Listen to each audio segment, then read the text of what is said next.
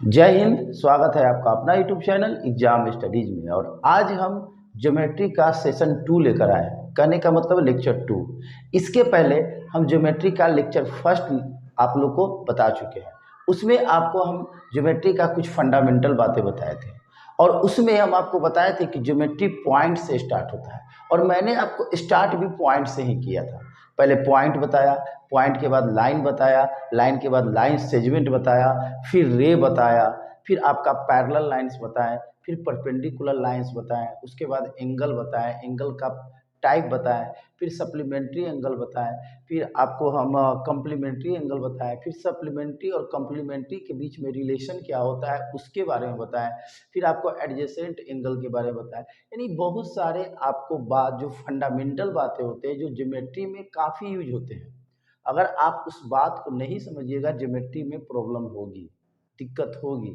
इसीलिए आपसे रिक्वेस्ट है, कल भी बताए थे जब लेक्चर फर्स्ट आपको हम बता रहे थे, उसको वीडियो हम अपने यूट्यूब पे डाले हुए हैं। अगर आप लेक्चर फर्स्ट नहीं देखे हैं तो लेक्चर फर्स्ट जाकर जरूर देखेंगे, तब ये लेक्चर 2 देखेंगे, क्योंकि उसमें फंडामेंटल बातें हैं। उसमें और भी बातें हैं जो आज हम बताएंगे और कुछ प्रॉब्लम भी आपको हम बताएंगे कि एग्जामिनेशन में कैसे क्वेश्चन आते हैं। कल आपको हम सिर्फ पैरेलल लाइंस के बारे में बताए थे, लेकिन पैरेलल लाइंस का कुछ प्रॉपर्टीज होते हैं उसके बारे में नहीं बताए थे, क्योंकि सेशन काफ़ी लंबा हो जाता। हमने सेशन काफ़ी छोटा रखा, छोटा क्या वो अप्रॉक्स 40 मिनट्स के आसपास रखे, क्योंकि आपको हम बता दें कि ज्योमेट्री क्लास है, छोटा छोटा सेशन में होगा ही नहीं। अगर हम 30 मिनट 40 मिनट का क्लास लेते हैं तो लगभग 25-30 सेशन लगेंगे, 25-30 लेक्चर लगेंगे। तो वीडियो बड़ा हो उस पर आप ये नहीं सोचिएगा वीडियो काफ़ी बड़ा है। आपको क्या है, फ्री कॉस्ट पड़ रहे हैं आप लोग, इसमें तो कोई चार्ज देना नहीं है, सिर्फ आपका जो नेट का खर्चा है सिर्फ वही है। लेकिन आपको हम बता दें कि आप मेरे से जुड़ रहे हैं, जुड़िएगा। बहुत सारे बच्चे जुड़े नहीं हैं, तो आपका काम क्या है कि ये जो क्लासेस हैं, जो हम क्लासेस स्टार्ट किए हैं ज्योमेट्री का, इसको बहुत सारे बच्चे को फ़ायदा मिले आपके थ्रू। तो आपका एक कर्तव्य बनता है कि उसको लाइक कीजिए, दोस्तों में शेयर कीजिए, सब्सक्राइब कीजिए। आपका जितना व्यू आएगा, जितना लाइक आएगा, जितना कमेंट आएगा, उतना ही हम आपके द्वारा मोटिवेट होंगे और हम बेहतर से बेहतर वीडियो लेकर आएंगे। तो आपसे रिक्वेस्ट है, वीडियो अच्छा लगे तो लाइक कीजिए, शेयर कीजिए। शेयर तो जरूर कीजिए कि ज़्यादा से ज़्यादा स्टूडेंट के पास मेरी बातें पहुंच सके और उनको कंपटीशन के एग्ज़ाम में ज्योमेट्री का भय ख़त्म हो जाए। मैं चाहता हूं कि सारे बच्चे का जो ज्योमेट्री का भय है वो ख़त्म कर दें। तो चलिए स्टार्ट करते हैं। आपको आगे का कुछ इसमें सेशन में आगे का कुछ टॉपिक लेकर आए हैं, ध्यान से देखिएगा और वीडियो को स्किप नहीं करेंगे। तो चलिए स्टार्ट करते हैं। लेक्चर 2 में आज हम सबसे पहले, जैसे कल आपको एक टॉपिक बताए थे पैरेलल लाइंस के बारे में, लेकिन पैरेलल लाइंस के बारे में सिर्फ ये बता दिए थे कि जब दो लाइंस पैरेलल होते हैं तो इसके बीच का जो डिस्टेंस होते हैं ऑलवेज इक्वल होते हैं। पैरेलल लाइंस का मतलब समानांतर रेखाएं, कल ये बताए थे। अब पैरेलल लाइंस में कुछ हम आगे की ओर बातें करेंगे, आगे इसमें क्या क्या बातें हो सकती है, इसमें प्रॉब्लम कैसे आ जाएंगे, उस पर चर्चा करते हैं। जैसे कल एंगल बताए थे, उस एंगल में दो एंगल अभी और बताना था, अल्टरनेट एंगल्स, अल्टरनेट एंगल, और दूसरा क्रॉसपॉन्डिंग एंगल, क्रॉसपॉन्डिंग एंगल। इसको हम क्या बोलेंगे, एकांतर कोण हिंदी में, एकांतर कोण, और इसको बोलेंगे संगत कोण। आज हम इस पे चर्चा करेंगे। पैरेलल लाइंस का कुछ प्रॉपर्टीज है, उस प्रॉपर्टीज में आपका दो एंगल आएंगे, अल्टरनेट एंगल और क्रॉसपॉन्डिंग एंगल। कल इसका हम चर्चा नहीं किए थे क्योंकि सेशन काफ़ी बड़ा होते जा रहा था, तो हम आज इस पे चर्चा करेंगे। एक बात जान लीजिए कि जो दोनों एंगल है हमेशा पैरेलल लाइन से ही आता है, और आपको पैरेलल लाइंस क्या होता है हम पहले भी बता चुके हैं सेशन फर्स्ट में कि पैरेलल लाइंस होता क्या है। आज पैरेलल लाइंस को हम आगे की ओर बढ़ा रहे हैं। तो कहता ये है, ये थ्योरम है, आपको ये स्कूल लाइफ में मिला होगा 9th क्लास में। 9th क्लास में जैसे ही ज्योमेट्री पढ़े होंगे, शुरू में यही पढ़ना है कि वहाँ पे कैसे ये आपका अल्टरनेट एंगल बनता है और कैसे आपका क्रॉसपॉन्डिंग एंगल बनता है। तो हम आज उसी बात को बता रहे हैं कि जब दो लाइन पैरेलल है, सपोज ये एल है और ये क्या है, एम है, जब इसको कोई तिर्यक रेखा काटती है, तिर्यक रेखा करने का मतलब ट्रांसवर्सल, इसका नाम क्या देते हैं, ट्रांसवर्सल। जब कोई तिर्यक रेखा, ट्रांसवर्सल लाइन यानी तिर्यक रेखा, अगर जब कोई दो पैरेलल लाइन को एक तिर्यक रेखा काटती है तो तीन कंडीशन होते हैं। पहला, संगत कोण बराबर होते हैं, ठीक है। दूसरा, एकांतर कोण बराबर होते हैं।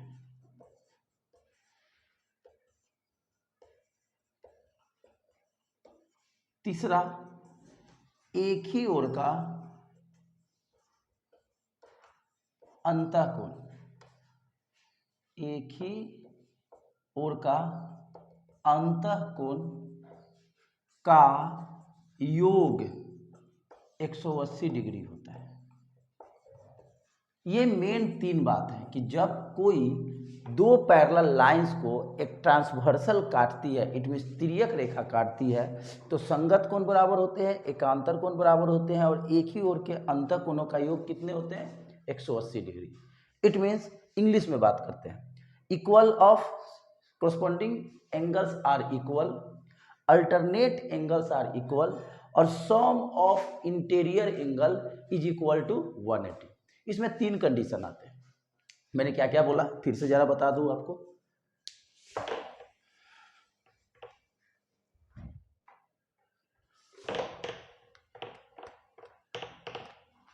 चलिए, तो हमने पहले क्या बोले, corresponding angles are equal। दूसरा, alternate angles are equal। तीसरा, sum of interior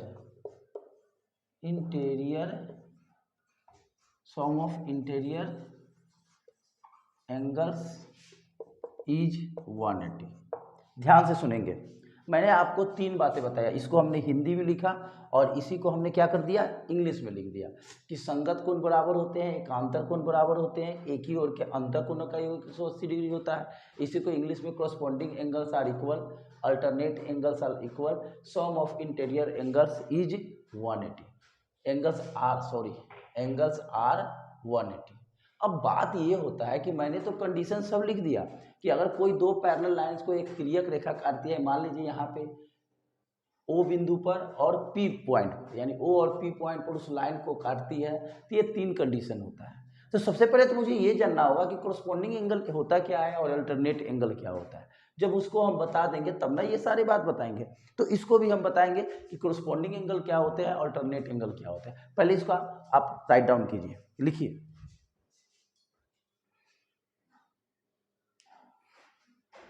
चलिए आगे देखते हैं। इस कंडीशन जो हम लिखे हैं, ये कंडीशन अभी हम तुरंत बताएंगे। पहले हम एंगल को सही करते हैं कि एंगल आखिर होता क्या है, corresponding अल्टरनेट। जैसे पहले हम बात करते हैं corresponding एंगल का, यानी संगत कोण का। देखिए, जब यहाँ पे कोई दो पैरेलल लाइन को कोई पैरेलल लाइन को मान लीजिए कोई तिर्यक रेखा काटता है O और P बिंदु पर, तो आप यहाँ पे मान लीजिए दो पॉइंट पे काट रहा है ना, एक यहाँ काट रहा है और एक यहाँ काट रहा है, तो यहाँ पे देखिए एंगल क्या बन रहा है, एक यहाँ एंगल बन रहा है, इसको A मान लिए, इसको B मान लिए, इसको C मान लिए, यहाँ पे D मान लिए, यहाँ E F G H। कितने एंगल बन रहे हैं, 8 एंगल बन रहे हैं और ये 8 एंगल में ही ये तीनों कंडीशन आते हैं। तो सबसे पहले हम लोग बात करते हैं संगत। संगत में का मतलब होता है समान। इसका मतलब क्या होंगे, समान होंगे। जैसे ये L है और M है, अगर हम इस B एंगल को ले रहे हैं तो B एंगल का इक्वल यानी समान, एक जैसा दिखने वाला, यानी इसका संगत कोण कौन सा होगा, यानी corresponding एंगल कौन सा होगा। देखिए, तो ये लाइन है, ये लाइन के ऊपर बन रहा है दोनों एंगल, ये दोनों नीचे बन रहा है इस लाइन के। इस लाइन के ये दोनों एंगल ऊपर बन रहा है और ये दोनों एंगल नीचे बन रहा है। फिर ये दोनों, ये चारों एंगल इस लाइन के राइट साइड बन रहा है और ये चारों एंगल लाइन के इस साइड बन रहा है, यानी राइट में बन रहा है और ये क्या बन रहा है, लेफ्ट में। तो जरा देखिए, तो ये जो बी एंगल है इस लाइन के ऊपर है और साथ ही साथ इस लाइन के राइट साइड है, यानी ऊपर है और क्या है, राइट साइड है। कहने का मतलब, संगत का मतलब क्या बोले हैं, समान, एक जैसा होना चाहिए। तो देखिए, तो ये ऊपर है इस लाइन के, तो इस लाइन के ऊपर ये होगा, साथ ही साथ इस लाइन के ये राइट साइड है तो ये भी राइट साइड है। यानी हम कह सकते हैं कि एंगल बी जो है एंगल एफ के बराबर है। एंगल बी क्या है आपका, एंगल एफ के बराबर है, ये संगत है। तो उसी तरह से ए क्या है, किसके बराबर है, ई के बराबर, ये भी संगत है, यानी कोरस्पोंडिंग है। अगर हम ये डी का बात करें तो डी किसके बराबर होगा, ये नीचे है तो इसके क्या होगा, एच के बराबर होगा। फिर अगर ये सी है तो किसके बराबर होगा, जी के बराबर होगा। यानी ये all angles are corresponding angle, ये सारे एंगल क्या है आपका, कोरस्पोंडिंग एंगल है। कोरस्पोंडिंग एंगल में समान चीज का बात करते हैं। जैसे हम कहें कि आपका ये राइट हैंड, मेरा ये राइट हैंड है, तो आपको भी राइट हैंड उठाना है। कहने का मतलब ये कोरस्पोंडिंग हैंड हो गया, संगत हाथ हो गया। यानी संगत का मतलब होता है एक जैसा। आई बात समझ में, ये कोरस्पोंडिंग एंगल हुआ। तो अगर हम बात करें कि जब दो पैरेलल लाइंस को एक ट्रांसवर्सल काटती है तो कितने पेयर संगत कोण बनते हैं, 4 पेयर, 1 2 3 4। एक और बात, अगर यहाँ पे 2 पैरेलल लाइन है, अगर 3 पैरेलल लाइन दे दे और इसको भी ट्रांसवर्सल काटेंगे तो जो 2 का कंडीशन होता है वो भी 3 का कंडीशन होता है। जैसे ये मान लीजिए 1 नंबर पैरेलल लाइन है, ये 2 नंबर है और ये 3 नंबर है। अगर हम इन दोनों को बात करें, इसको भूल जाए, तो यहाँ पे अगर ये एंगल इस एंगल के इक्वल होगा कोरस्पोंडिंग, तो आप अगर इसको मिटा भूल जा रहे हैं तो ये एंगल इसके एंगल होगा। यानी सब देखिए, ऊपर है, ये भी ऊपर है, ये भी ऊपर है, इस लाइन के राइट साइड है, यानी सभी एंगल क्या है, कोरस्पोंडिंग है। तो कोरस्पोंडिंग, उम्मीद है कि आपको मेरी बात समझ में आया होगा कि कोरस्पोंडिंग क्या होता है। कोरस्पोंडिंग क्या होता है, सेम बात, जितने एंगल होंगे कोरस्पोंडिंग का, जो एक एंगल में प्रॉपर्टीज होंगे वही दूसरे एंगल का प्रॉपर्टीज होंगे। जैसे आप ये चारों देख सकते हैं, ये संगत का बात की। अब बात होता है अल्टरनेट का। चलिए अल्टरनेट भी देख लेते हैं।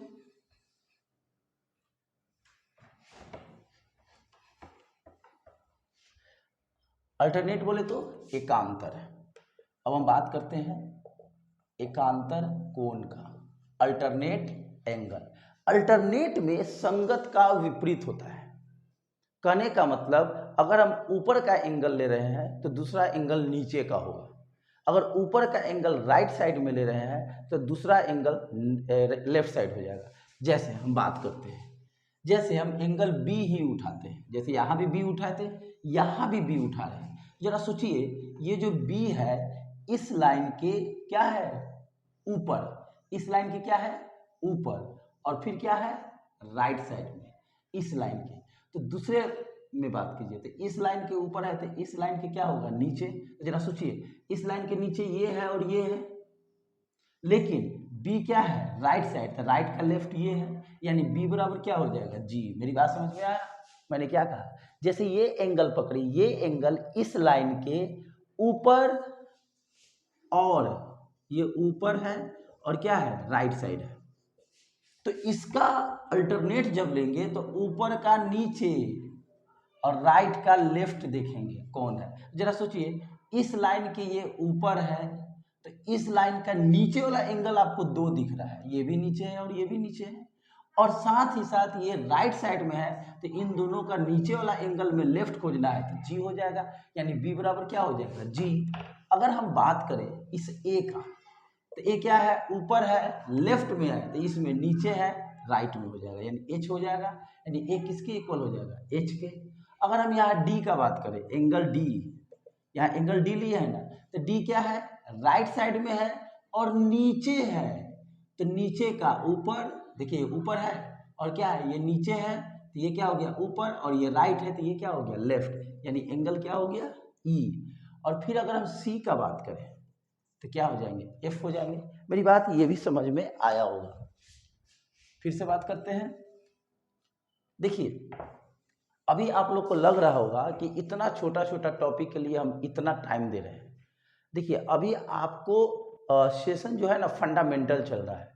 फंडामेंटल में अगर आप ज़्यादा टाइम दीजिएगा तो जब आप बड़े बड़े थ्योरम को देखिएगा, चाहे आगे की ओर हम बताएंगे, सेशन को लेकर आएंगे, तो वहाँ पे ये छोटी छोटी बातें आपको परेशान नहीं करेंगी।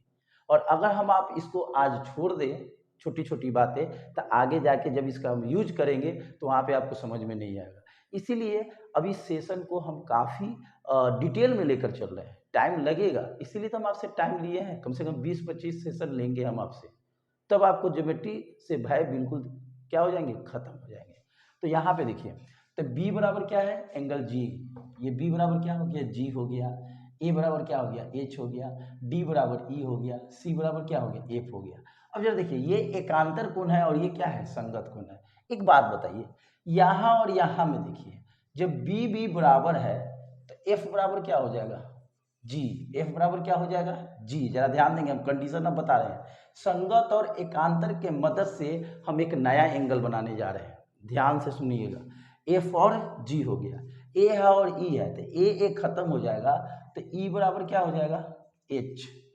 डी डी खत्म हो जाएगा, तो यहाँ पे क्या हो जाएगा, एच बराबर ई। बात वही है।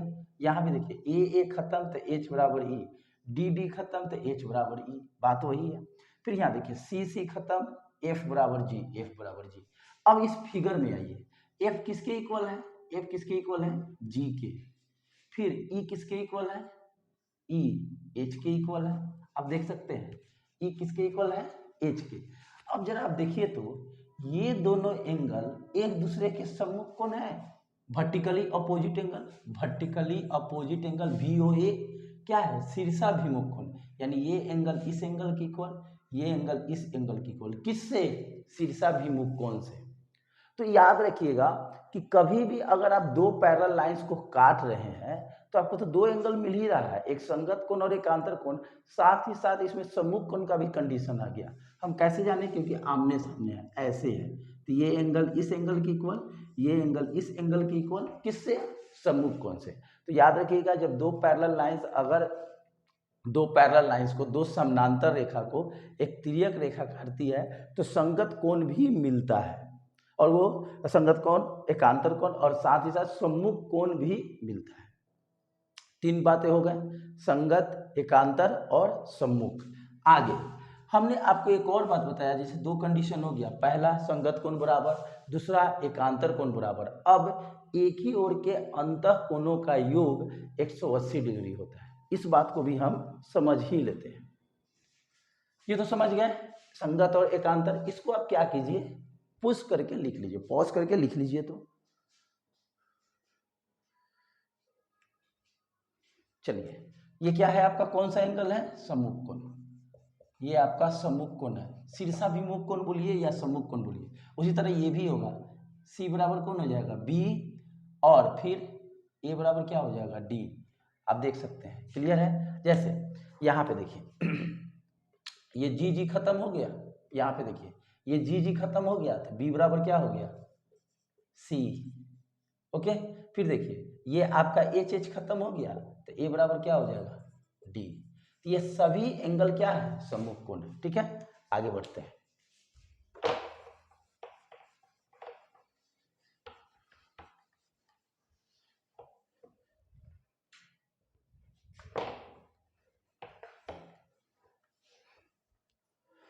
अब आइए फिर से हम फिगर बनाते हैं और आपको समझाते हैं।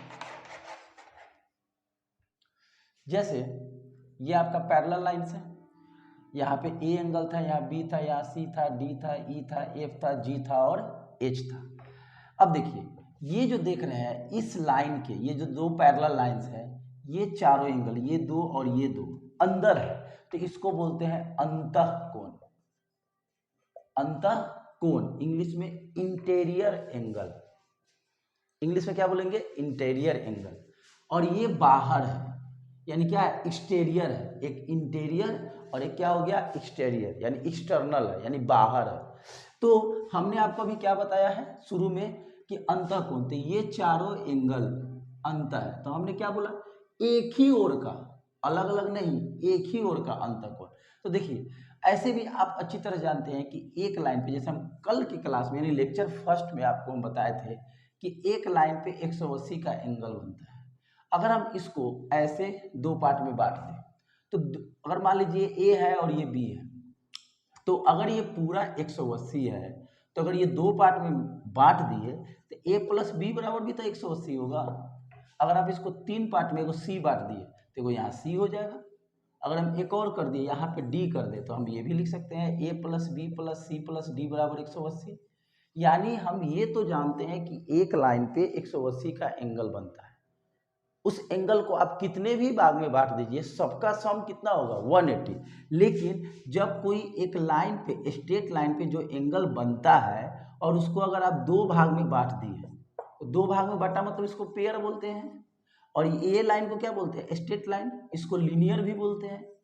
लीनियर मतलब रैखिक, रैखिक मतलब क्या एकदम सीधा होगा रेखा की तरह एकदम सीधा, तो ये लीनियर भी है।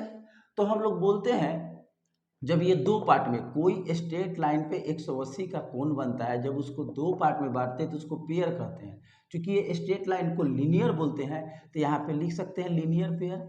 तो जब एक लाइन पर 180 का कोण बने और उसको दो पार्ट में बांट देंगे और दोनों का सम 180, जैसे यहाँ पे ए है और यहाँ पे बी है तो ए प्लस बी बराबर 180, तो यहाँ पे रीजन क्या लिखाएगा लीनियर पेयर से। क्या लिखेंगे लीनियर पेयर से, यानी रैखिक। लीनियर का मतलब क्या होता है रैखिक, अब पेयर मतलब जोड़ा, रैखिक युग्म, युग्म मतलब जोड़ा। और चूंकि ये एक थ्योरम है, एक जब कोई चीज को हम प्रूफ करते हैं, कोई जब मैथमेटिक्स में कोई चीज को प्रूफ कर देते हैं तो उसको हम लोग थ्योरम बोलते हैं, थ्योरम प्रमेय। और कोई चीज जो एज अ कंस्ट्रक्शन से बनता है, जैसे आप जानते हैं कि ये 90 का एंगल होता है, याद है मेजरमेंट से इंस्ट्रूमेंट बॉक्स से बनाते हैं। तो ये इस पे 180 है, ये आपका एज अ जब एंगल बनाइएगा तो प्रोटेक्टर जो होता है जिसको हम लोग चांद बोलते हैं, आप मेजरमेंट कीजिएगा तो ये 180 होगा। यानी ये थ्योरम नहीं है, ये आपका एक फिगर से आएगा, यानी एक मानी हुई चीज है कि एक लाइन पे 180 बनता है तो उसको इंग्लिश में एक्सम बोलते हैं, ठीक है, हिंदी में अभिगृहित। कहना ये है कि अगर अब से किसी लाइन पे 180 का कोण बन रहा है और उसको अगर हम दो भाग में बांट दिए तो दोनों का सम 180 होगा। उसको किस हिसाब से 180 लिखेंगे तो लिखेंगे रैखिक युग्म अभिगृहित से, इंग्लिश में फ्रॉम लीनियर पेयर। ठीक है, चलिए इस बात का एक छोटा सा जानकारी थी मैंने आपको बता दिया क्योंकि अभी हम इसका यूज करेंगे। अब आइए आगे बढ़ते हैं।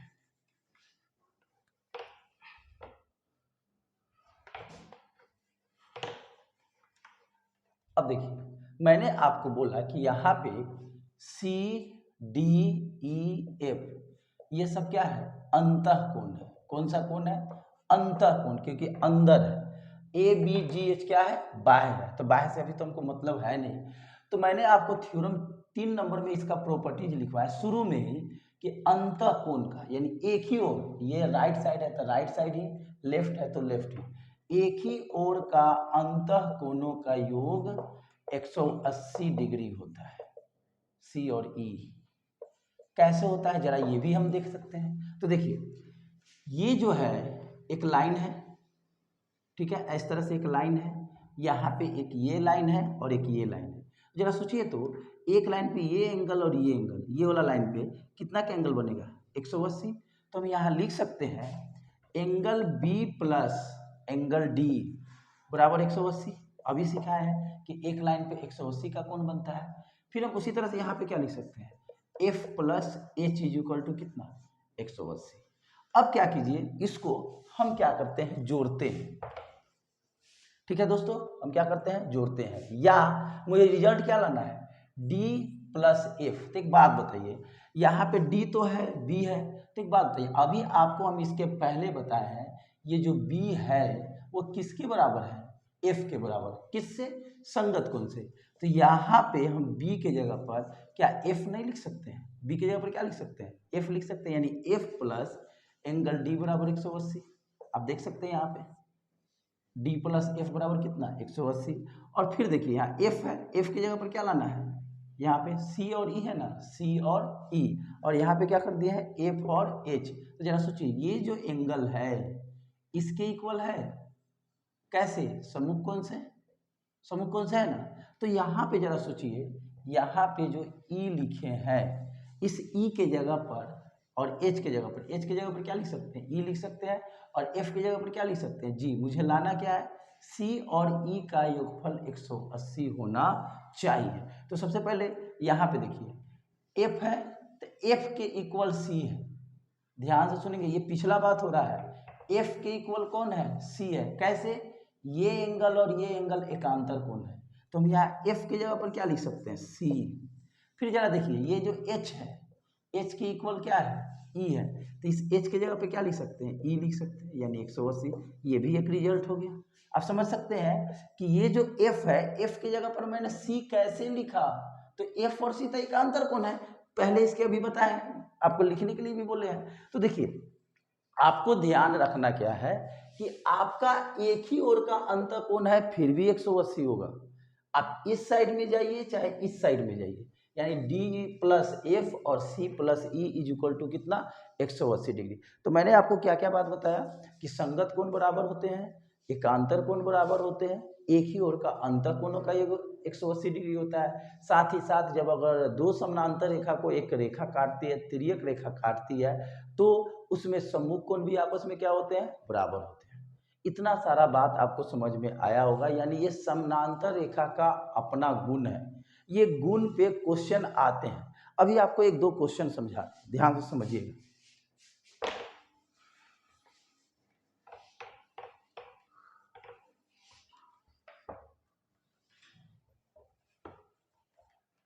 जैसे हम आपके सामने एक क्वेश्चन लिख रहे हैं, ध्यान से समझेंगे।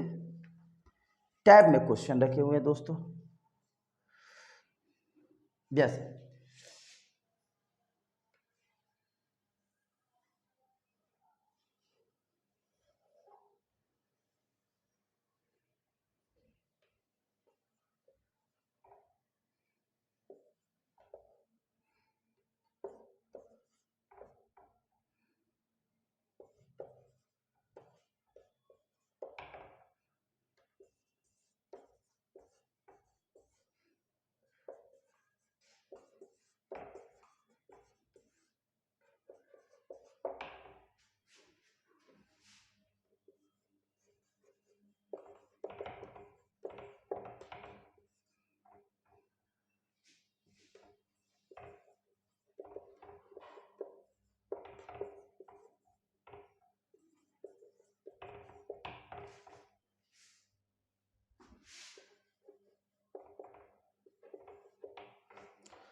चलिए ध्यान दीजिए, जैसा कि आप देख रहे हैं कि सामने एक क्वेश्चन डाले हुए हैं। इस क्वेश्चन में 4 ऑप्शन दिए हुए हैं, ए बी सी डी। तो क्वेश्चन में करा ये एक्स का वैल्यू इन चारों में क्या होगा। क्वेश्चन क्या दिए हुए हैं कि इफ, हम यहाँ पे क्वेश्चन को लिख देते हैं पूरा डिटेल में, इफ यानी यदि ए पैरेलल टू सी डी, ये जो साइन देख रहे हैं ये पैरेलल का है, ये साइन कौन सी का है, पैरेलल का है, यानी समानांतर का साइन है। अगर ए बी समानांतर है सी डी के, साथ ही साथ एंगल ए बी ई बराबर 35 degree, C D E is equal to 65 degree, और बी ई डी एक्स। तो क्वेश्चन में ये कह रहा है कि अगर इतना है तो एक्स का वैल्यू निकालना है। इसको क्या मान लिया है, एक्स मान लिया, और इसका वैल्यू पूछ रहा है। आप क्वेश्चन में देख सकते हैं कि इसमें अगर हम चाहेंगे तो इसको 2-3 तरीका से हम बना सकते हैं। कैसे बनाएंगे जरा ध्यान दीजिए।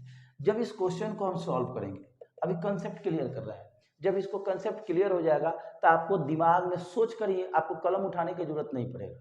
अगर थ्योरम क्लियर है तो आप इस क्वेश्चन को सॉल्व तुरंत कर सकते हैं। बहुत सारे बच्चे इस क्वेश्चन को सॉल्व कर भी लिए होंगे। चलिए कैसे करते हैं। पहला, अगर इसको हम यहाँ से मिला दें, पहला तरीका, अगर हम यहाँ पे इसको क्या कर दें, मिला दें, तो इससे भी बन सकता है। जरा सोचिए, जब इसको हम मिलाएं, एकदम परपेंडिकुलर मिलाएं, तो ये पूरा एंगल कितना होगा, 90 डिग्री। तो 90 डिग्री में से ये 90 डिग्री होगा ना, ये पूरा। ऐसे अगर कोई लाइन सीधा होता है, कल बताए थे इस तरह से, अगर हम इस तरह से करें, यहाँ पे कल ऐसे बताए थे ना, तो ये कितना होता है 90 डिग्री, तो ये भी कितना डिग्री हो जाएगा 90 डिग्री। तो अगर ये 35 है तो ये कितना हो जाएगा दोस्तों, 90 में से 35 घटा देंगे तो कितना हो जाएंगे 55 डिग्री। फिर देखिए इधर भी तो है ना 90, तो अगर ये 65 है तो ये कितना हो जाएगा 25 डिग्री। होगा कि नहीं होगा? 55 5 8 30 90 और ये हो जाएगा 70 20 90। अब हम बोले कि इसका वैल्यू, तो जरा सोचिए ये एक ट्रायंगल है, देख रहे हैं दोस्तों, ये क्या है ट्रायंगल है। तो ट्रायंगल में ये एंगल और ये एंगल तीनों का सम कितना होगा 180। तो 180 में ये दोनों को जोड़ेंगे तो कितना होगा 55 और 25 कितना हो जाएगा 80। 80 को हम लोग क्या करेंगे 100 में से 180 में से क्या कर देंगे माइनस कर देंगे, तो इसका आंसर कितना होगा 100 डिग्री। आप देख सकते हैं ये समझाने में इतना टाइम लगा। अगर आपका कंसेप्ट क्लियर होगा तो आपको कलम उठाने की जरूरत नहीं है, डायरेक्ट सोचिएगा अरे ये 90 है, 90 में से 35 जाएगा तो 55 बचेगा, फिर 90 में से ये 65 जाएगा 25 बचेगा। ये एक त्रिभुज है, त्रिभुज के तीनों कोनों का योगफल 180 डिग्री होता है। 180 में इन दोनों को जोड़कर घटा दीजिए, जो बचेगा इसका आंसर होगा। एक ये तरीका होगा, बट हम ये तरीका को हम नहीं अभी अपनाएंगे, क्योंकि आपको तो ट्रायंगल का भी प्रॉपर्टीज बताया ही नहीं है, ट्रायंगल क्या होता है मैंने बताया ही नहीं है। सिर्फ अभी आपको हम एकांतर कोण, संगत कोण और एक ही ओर का अंतर कोणों का योगफल बताया हुआ है, बाकी सब तो नहीं बताया है, तो उस मेथड में क्यों जाए। लेकिन आपको हम बता दिए कि इस क्वेश्चन को अगर हम चाहें तो इस मेथड से भी बना सकते हैं अगर चाहें तो, लेकिन हम इस मेथड का यूज नहीं करेंगे। हम यूज करेंगे एक सिंपल पैरेलल लाइंस का कंसेप्ट यूज करेंगे। तो देखिए यहाँ पे अगर बाकी सब मिटा दीजिए, यही आपके सामने क्वेश्चन है। अब जरा देखिए अगर हम यहां से इस तरह से इसको मिलाएं और इसको बढ़ा दें आगे की तरफ, तो आप देख सकते हैं कि यहाँ पे अब 3 लाइन पैरेलल हो गए। कितने लाइन पैरेलल हो गए 3 लाइन। मान लो कि ये पैरेलल लाइन PQ हो गया, ओके। तो एक बात बताइए, जब इसको कुछ देर के लिए भूल जाइए तो यहाँ पे लिख सकते हैं सिंस AB पैरेलल कौन PQ। तो देखिए तो ये Z की तरह है, तो अगर हम इसको आगे की ओर बढ़ा दें, जैसे आपको हम अभी सिखाए हैं कि ये पैरेलल लाइन है, ठीक है। अब क्या कीजिए इसको इधर से मिटा दीजिए, ठीक है, इधर से मिटा दीजिए। जरा देखिए तो ये डिजाइन कैसा हो गया जेड की तरह हो गया। तो जब और इसको जब आगे की ओर बढ़ा दीजिएगा तो इस तरह से होगा, जरा ध्यान देंगे। तो अभी आपको हम सिखाए हैं कि ये एंगल इस एंगल के बराबर होगा एकांतर कोण से, बताएं ये एंगल इस एंगल के बराबर होगा एकांतर कोण से। कैसे? इस लाइन के नीचे तो ऊपर, लेफ्ट राइट, ये देखिए नीचे ऊपर, जस्ट उल्टा हो रहा है, अल्टरनेट में उल्टा होता है। ये राइट तो ये क्या हो गया आपका लेफ्ट हो गया। तो यहाँ पे आप देख सकते हैं, यहाँ पे आप देखिए ये वाला स्टाइल, जरा देखिए हम जो स्केच कर रहे हैं ये और ये, तो ये एंगल इस एंगल के इक्वल होगा, ऊपर वाला ही, भाई पूरा नहीं है दोस्तों, ये ऊपर वाला सिर्फ, यानी x पूरा है, पूरा एंगल x है, ये कितना हो जाएगा 35 हो जाएगा। किससे? अल्टरनेट से। उसी तरह से नीचे आइए, देखिए हम जिस पे स्केच कर रहे हैं ऐसे जा रहा है ऐसे, तो ये एंगल इस एंगल के एंगल इक्वल होगा, इस एंगल के ये एंगल, यानी ये एंगल और ये एंगल क्या हो जाएंगे इक्वल हो जाएंगे। तो ये 65 है तो ये भी कितना हो जाएगा 65, दोनों को जोड़ेंगे तो कितना हो जाएगा 100। इसके पहले भी हम ट्रायंगल का प्रॉपर्टी यूज किए हैं, उसमें भी 100 ही आया था। तो आप देख सकते हैं कि अगर आपका कंसेप्ट क्लियर है तो बस ये तो आपको समझाने के लिए हम इतना बात लिखे हैं। अगर समझ में आ गया, क्योंकि कंपटीशन में तो ऐसे हम बनाएंगे नहीं, वहाँ पे तो आपका कंसेप्ट क्लियर रहेगा, तुरंत टिक मार दीजिएगा। समझ सकते हैं ये 35 तो ये 35, ये 65 तो ये 65, किससे? अल्टरनेट से। जब अल्टरनेट से हो गया, अब दोनों को जोड़ देंगे तो x का वैल्यू निकल जाएगा, यानी 100 डिग्री आंसर होगा। यकीन है कि आपको मेरी बात समझ में आ रहा होगा। चलिए एक और क्वेश्चन लेते हैं।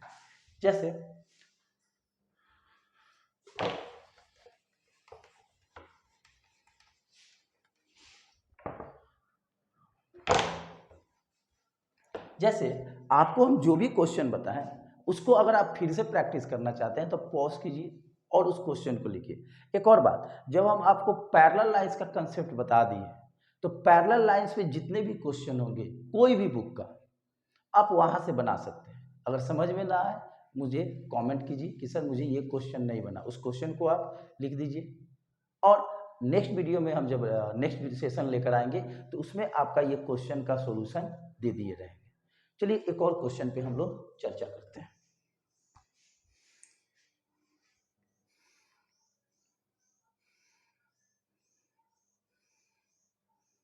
जैसे एक क्वेश्चन है कुछ इस तरह से,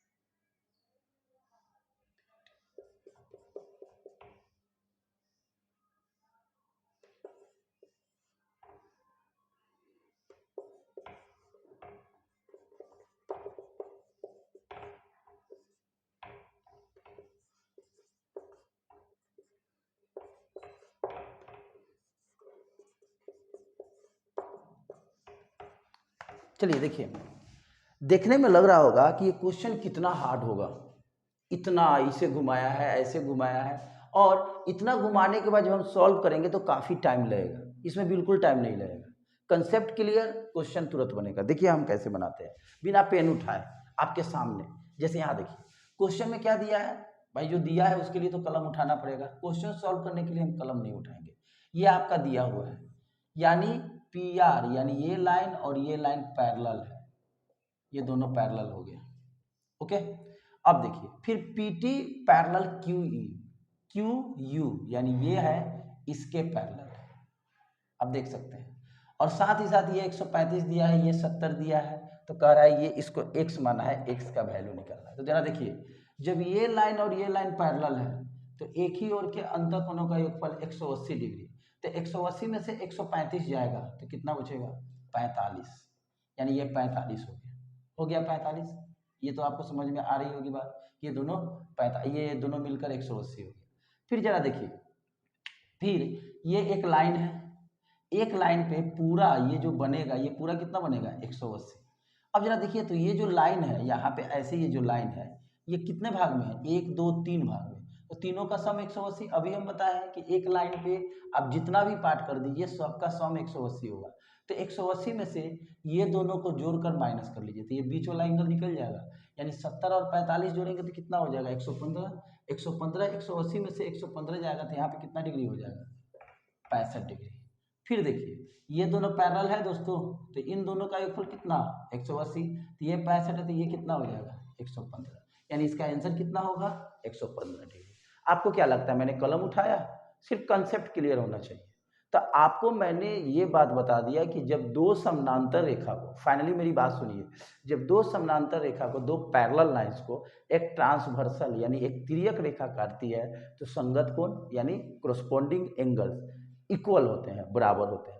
अल्टरनेट एंगल यानी एकांतर कोण बराबर होते हैं, और एक ही ओर का अंतः कोणों का योगफल यानी सम ऑफ इंटीरियर एंगल कितने के बराबर 180 डिग्री के बराबर। फिर आपको हमने बताया कि जब दो समानांतर रेखाएं होते हैं तो अगर उसको तिर्यक रेखा काटती है तो ये तो तीन कंडीशन आएंगे, साथ ही साथ जब हम रिजल्ट को देखते हैं, सारे रिजल्ट को इक्वेट करते हैं एक दूसरे से, तो इसमें सम्मुख कोण भी आ जाते हैं कि सम्मुख कोण भी बराबर होते हैं। साथ ही साथ कुछ और एक बात समझ लीजिए, अभी याद आया कि जब दो लाइन पैरेलल्स है तो पैरेलल है तो ये भी तो 180 बनेगा, नहीं बनेगा, ये भी तो 180 बनेगा, नीचे वाला भी तो 180 बनेगा, और ये भी तो 180 बनेगा। तो ये सब छोटा छोटा बात आपको समझना चाहिए। हम बार बार कह रहे हैं कि ज्योमेट्री में छोटे छोटे बात ही मेन मायने रखते हैं। जब तक आप छोटी छोटी बातें को ध्यान में नहीं रखिएगा बड़ी बात समझ में नहीं आएगा। आई बात समझ में? उम्मीद है कि आज का सेशन आप लोगों को समझ में आया होगा, जो कि पैरेलल लाइंस पे डिपेंडेड था। तो आपसे रिक्वेस्ट है कि जितने भी पैरेलल लाइंस का क्वेश्चन है, कंसेप्ट है, उसको मेरी वीडियो को देखकर, किसी बुक को लेकर उस क्वेश्चन को सॉल्व कीजिए। कितना जल्दी आप बना रहे हैं, क्योंकि आपके सामने मैंने alternate corresponding sum of interior vertically opposite angle, उसके बाद स्ट्रेट लाइन पे जो 180 का एंगल बनता है, ये सब बातें बता दी है। जो बातें आपको बता रहे हैं उसको बार बार देखते रहेंगे, रिवीजन करते रहेंगे, क्वेश्चन बनाते रहेंगे। इससे क्या होगा, आगे जब हम धीरे धीरे जब सेशन को आगे की ओर बढ़ाएंगे तो ये सब छोटी छोटी बातें आएंगी। आप ज्योमेट्री पढ़ रहे हैं, ज्योमेट्री छोटा टॉपिक नहीं है, बड़ा टॉपिक है। तो अगर आपको ज्योमेट्री ठीक करना है तो मेरी बातों पर ध्यान दीजिए, क्लास में हमेशा जुड़िए और ज़्यादा से ज़्यादा बच्चे को लाइए। जितना व्यू बढ़ेगा हम अंदर से मोटिवेट होंगे कि नहीं, मेरे पढ़ाए हुए बच्चे मेरे वीडियो को, मेरे पढ़ाए हुए तरीके को समझ में आ रहा है। अगर कोई आपको अगर सजेशन देना है कि नहीं सर आप इस तरह से पढ़िए, कोई सुझाव देना है तो कमेंट में डाल सकते हैं। मिलते हैं नेक्स्ट सेशन में, तब तक के लिए नमस्कार, जय हिंद।